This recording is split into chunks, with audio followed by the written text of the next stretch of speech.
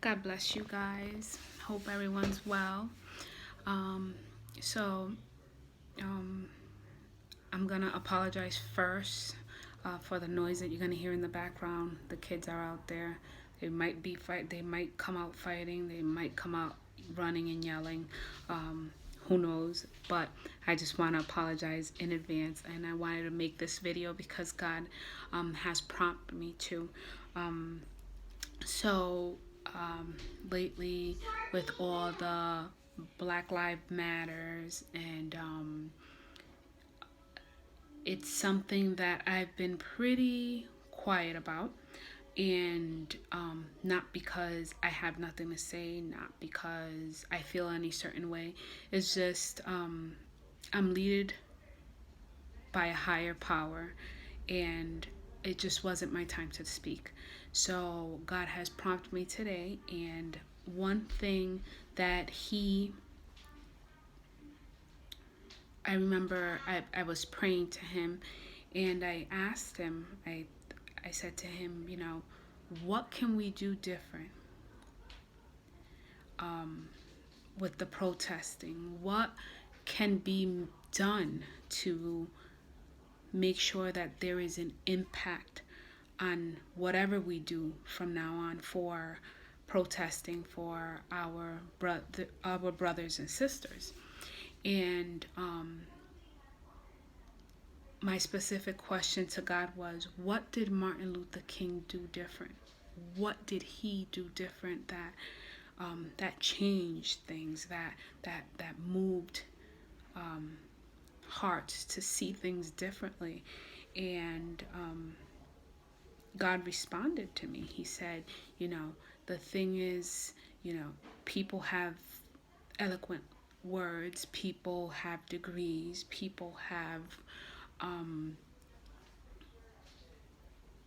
like I would say, a swag on how they talk, and all that doesn't matter if you don't have the power that changes realms.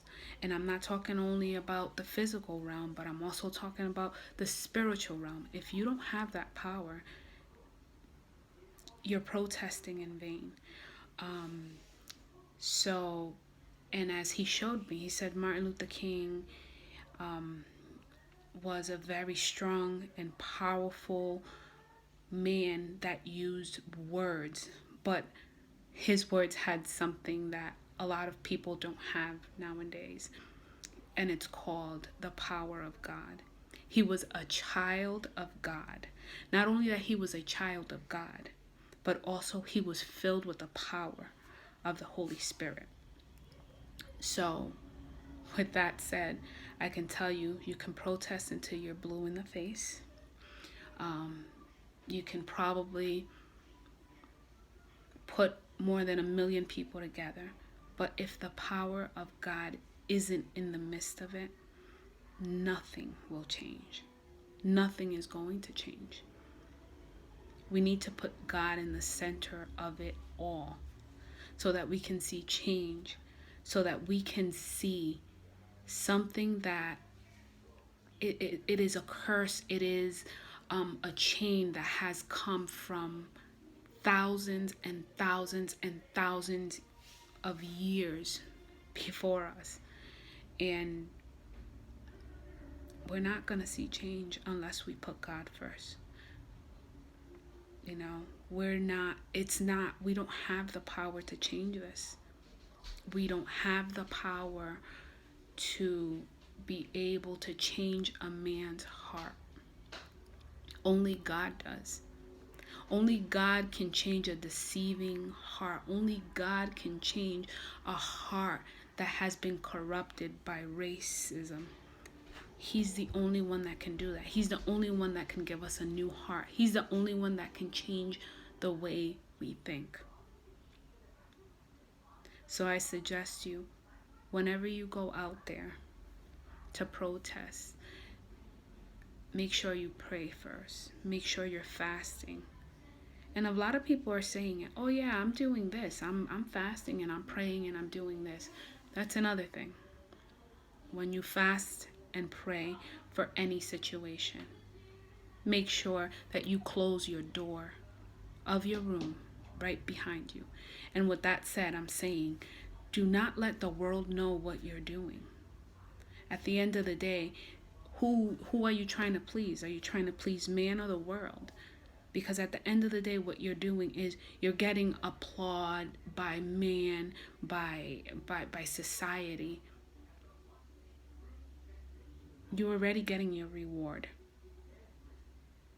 So make sure whatever you do and however you do it, and if you're filling yourself with with that power that we need to change this world, make sure you do it. You do it behind closed doors, that you do it between you and God.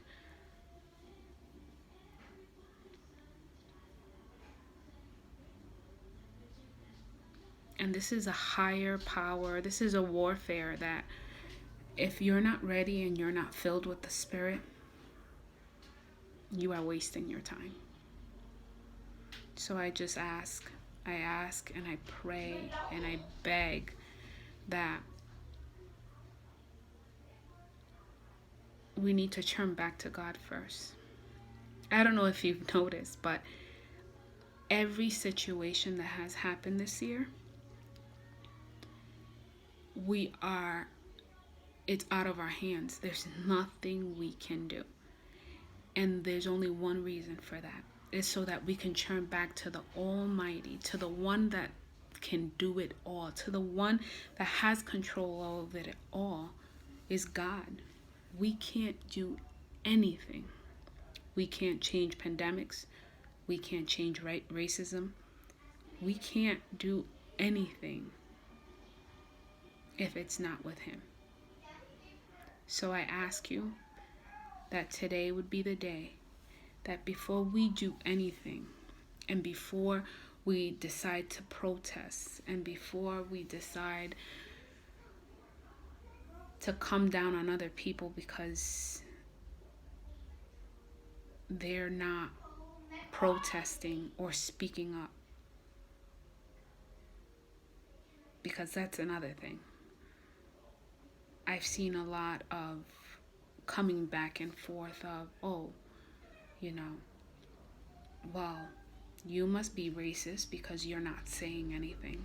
No, that is not true.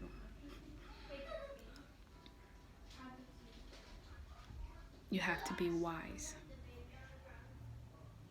And sometimes you just have to hold your silence. Keep your silence. And when God said it's okay to talk, you talk. Not just vomit anything that comes to mind and put it out there. And shooting with your eyes closed, because at the end of the day, that's not going to change things. It's not. Your opinion is your opinion. And that's okay. You have the right to feel how you want to feel. But at the end of the day, sometimes our opinions hurt more than encourage. So be wise in using your words. Be wise in what you say. Be wise in your actions. Not everybody that's not protesting doesn't mean that they're not looking for a way to change. But with that said, we need to be filled with God's power for anything to change.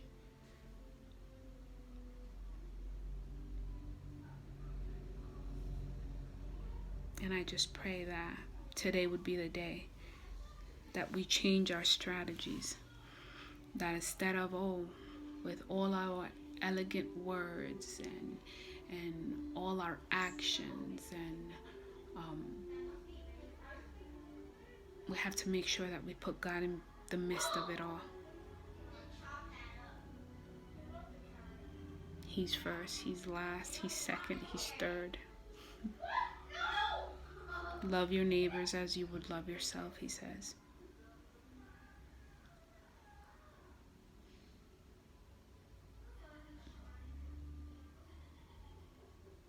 Change will come only when we lay it at the feet of the King. Have a blessed day. Love you guys. Talk to you soon.